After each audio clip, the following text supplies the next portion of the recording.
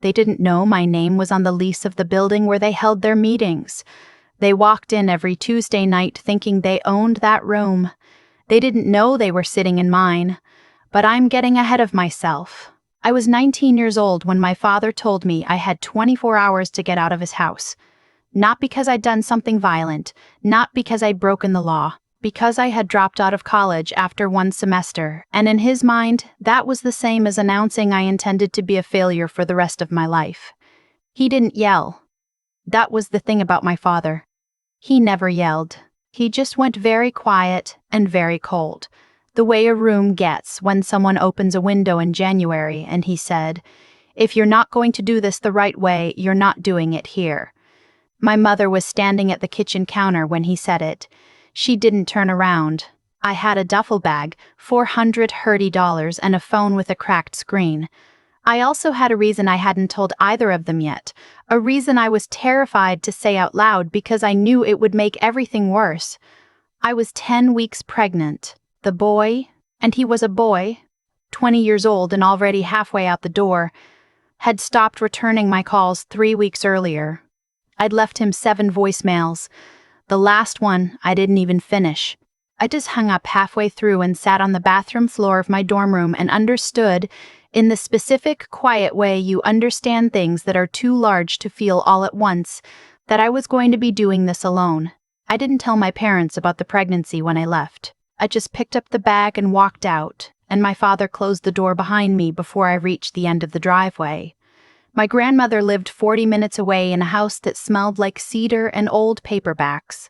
She was 63 years old, recently retired from 25 years as a bookkeeper at a manufacturing firm, and the most practical woman I have ever known in my life. When I showed up on her porch at 9:30 on a Tuesday night, she looked at me, looked at the duffel bag, and said, "Come in, I'll make tea." I told her everything at her kitchen table. The dropping out, the boy, the pregnancy, the way my father's face had looked when he said it. She listened to all of it without interrupting. When I finished, she was quiet for a moment, and then she said, "Well, you've got a lot of work ahead of you. You'd better start sleeping."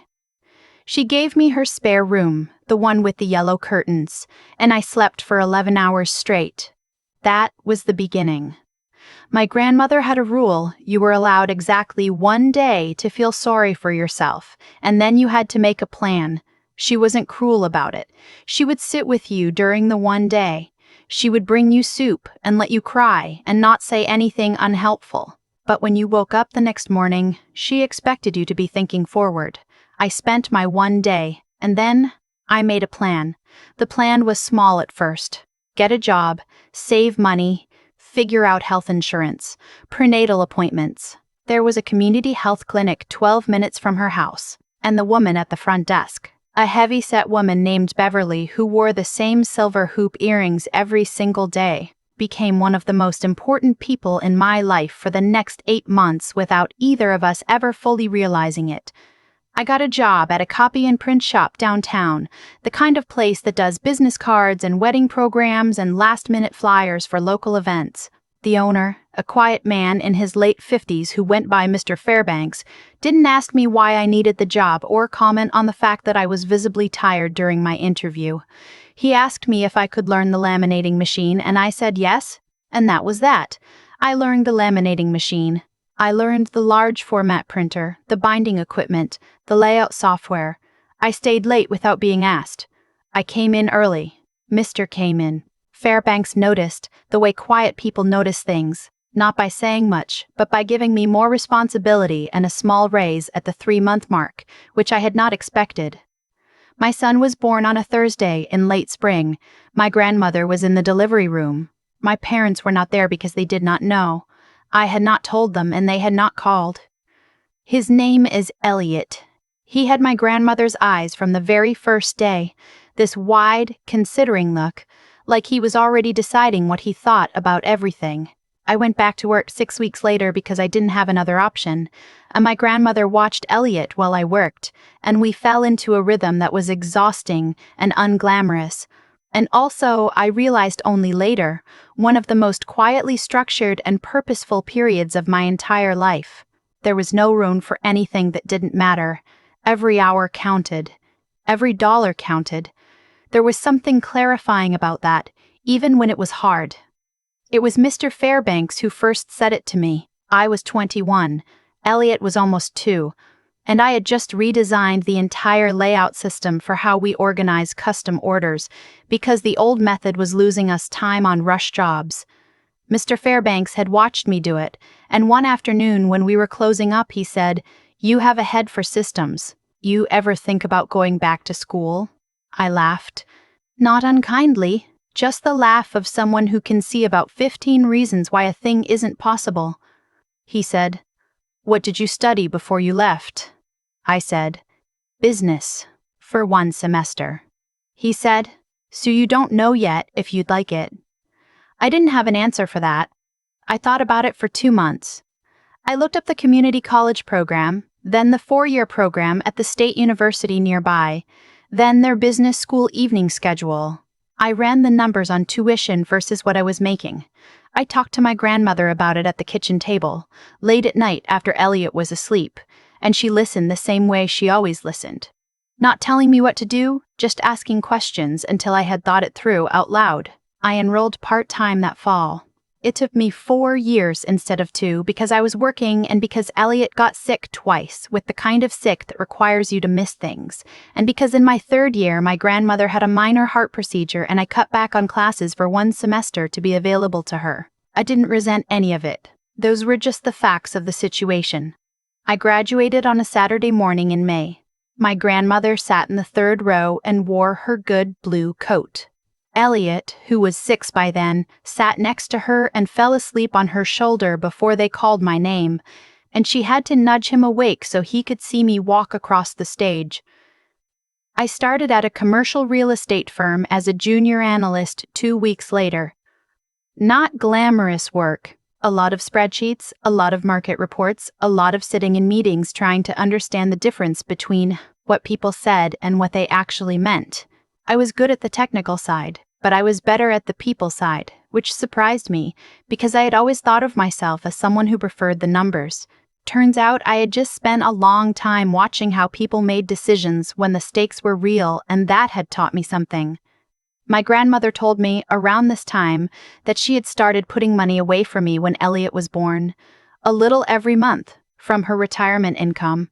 She said it matter-of-factly, the way she said most things. She said she was telling me because she wanted me to know it was there, not because she wanted me to use it. "It's a floor," she said. "Just so you know there's a floor." I told her she didn't have to do that. She said she knew she didn't have to. I moved up at the firm slowly and then quickly. At 28, I was managing my own accounts. At 30, I brought in a client that became one of the firm's 3 largest revenue sources, a logistics company looking to consolidate their regional warehouse footprint, and my name was on the deal from the first call to the closing documents. I had not spoken to my parents in 11 years, not because I was holding on to rage. I want to be clear about that. Rage takes energy, and I had needed all of my energy for other things. I had just quietly moved forward, the way you do when a door closes and you find another door. They existed in my mind the way you remember a town you used to pass through. Not with particular feeling, just with a mild recognition that it was once part of your geography. My grandmother got sick the year I turned 31. Not a slow sick, the aggressive kind, the kind that moves faster than your plans. She was diagnosed in October and she died the following March, and those 5 months were the most concentrated grief I have ever experienced, the kind that sits in your chest like a stone and doesn't announce itself but is simply always present. She had updated her will 2 years before the diagnosis. She left me her house, her savings, and a portfolio of modest investments she had quietly built over 30 years of careful, patient decisions. The total came to just under $1.8 million. I didn't know about most of it until the attorney read the will. I sat in that office and looked at the number and thought about the cedar smell of her house, and the yellow curtains and the late nights at the kitchen table, and Beverly at the clinic with her silver hoop earrings, and I pressed my hands flat on the table and breathed. My son, who was 15 by then, held my hand on the drive home. I didn't hear from my parents for 4 months after the funeral. Then a letter arrived at my address. I have no idea how they found it, from an attorney's office informing me that my parents were contesting the will on the grounds that my grandmother had been under undue influence at the time she made her decisions, and that the estate should rightfully be distributed differently. I read the letter twice, then I set it on the counter and made coffee and looked out the window at the street for a few minutes. 11 years, no phone calls, no card when Elliot was born, or when I graduated, or when my grandmother got sick. Nothing. And now a letter from an attorney about undue influence. I called my own attorney.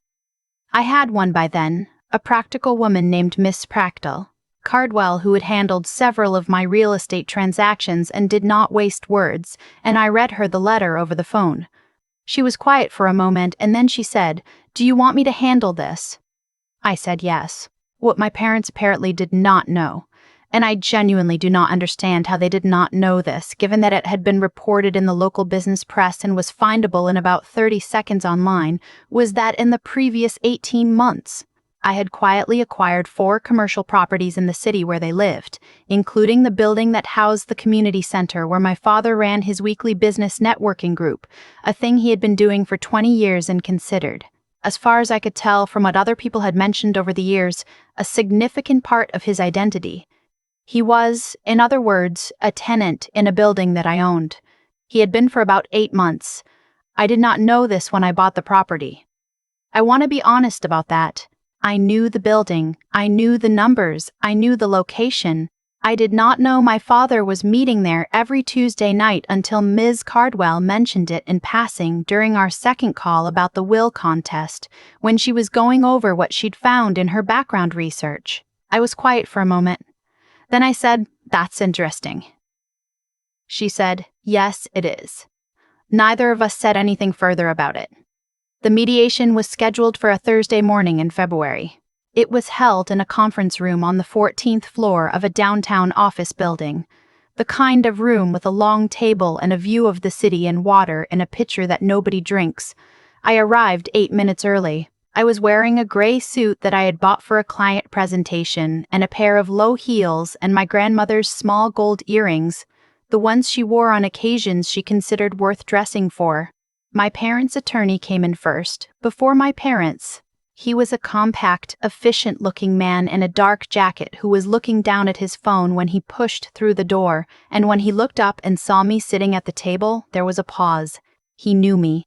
Not personally. We had never met. But he was a real estate attorney who worked in this city. And 18 months earlier, my photo had been in the business section of the local paper when I closed the warehouse deal. And apparently he had read that article because the recognition on his face was very specific. He said, "Ms. Myrest." "Boss." I said, "Good morning," he said, and I could see him recalibrating something behind his eyes as he said it. "I wasn't aware you were the respondent in this matter." I said, "I imagine there are a few things in this file that will be clarifying." My parents came in 2 minutes later. My father had aged in the way some people do, less in appearance than in bearing. He moved more carefully, like someone who had learned to be cautious. My mother looked at me and then looked at the table. There was a moment, maybe 3 seconds, where no one said anything. My father looked at the attorney. The attorney looked at his file. I looked at the pitcher of water and thought about my grandmother's kitchen table, and Elliot sleeping on her shoulder in his good shirt, and the laminating machine at Mr. Terry, Fairbanks's shop and Beverly's silver earrings, and all the Tuesday nights I had spent at the community college library after Elliot went to sleep. And I felt, quite suddenly, entirely steady. The mediator walked them through the case. Ms. Cardwell walked them through the documentation. The will, the financial records, 2 letters my grandmother had written to her own attorney, explaining her intentions, the medical assessments confirming her capacity at the time the will was updated. She was methodical and unhurried. My parents' attorney asked his questions and Miss Cardwell answered them, and by about 40 minutes in, the shape of things was very clear. There was no case. There had never really been a case. What there was, instead, was a wish. My parents wished that the outcome had been different. that my grandmother had seen things their way, that the years had gone differently, and the law does not accommodate wishes. My grandmother had been clear-minded and deliberate, and she had made her choices, and the documentation proved it. My parents' attorney requested a short break. When everyone came back, he informed us that his clients wished to withdraw the contest. I nodded. My parents were very still. My mother's hands were folded on the table. My father was looking at a point slightly above and to the left of my head. The mediator said a few closing things about process and timelines. Ms. Cardwell made a note. And then it was over, and people were gathering their things, and my parents' attorney said, quietly, without making eye contact, "I apologize for the inconvenience, Ms. Voss." I picked up my bag. I looked at my parents, both of them, separately, for a moment. I did not feel the anger I had expected. I had braced for it, the way you brace for a wave, but it didn't come. What I felt was something quieter. Not forgiveness exactly, or not the performative kind, more like distance. The clean, earned distance of someone who has been somewhere very far and built something real there and no longer needs anything from the place they started. I said, "I hope you're well." My mother looked up. It was the first time she had looked directly at me since they walked in. I didn't wait for a response. I walked out of the room, down the hallway, into the elevator, and out into the February air, and I stood on the sidewalk for a moment just breathing. Elliot was in school. He was a sophomore now. Quiet and deliberate like his great-grandmother, interested in environmental science, terrible at waking up before 8 in the morning. He didn't know the full shape of what had happened over the last year. He knew his great-grandmother had died and that there had been some legal stuff, which was how I had described it, and that it was resolved. He knew that I was okay. That evening, I drove to the cemetery, the one on the east side of the city, the one with the old oak trees that lose their leaves very late into fall. I sat by her grave for a while without saying much. The ground was cold and the light was going. And somewhere behind me a crow was making noise in one of the oaks. I told her about the conference room. I told her about the attorney saying my name and recalibrating. I told her about the moment my mother finally looked at me. I told her Elliot was doing well, that he'd gotten a good grade on a paper about watershed management, that he had her same way of considering things before he said them, that patience, that refusal to be rushed. I told her I had kept the yellow curtains. The cedar smell is gone now, from the house. It fades without her in it, without the specific combination of her and her things and her habits. But the house is still there, and I am still there, and Elliot does his homework at the same kitchen table where I once sat at 22 years old making plans I didn't know yet would work out. They always asked me, in the years after the mediation, friends, colleagues, a journalist who wrote a piece about women in commercial real estate that touched briefly on my background, whether I was glad I had confronted them, whether it gave me closure. I told them the truth, which is that I didn't go to that room for closure.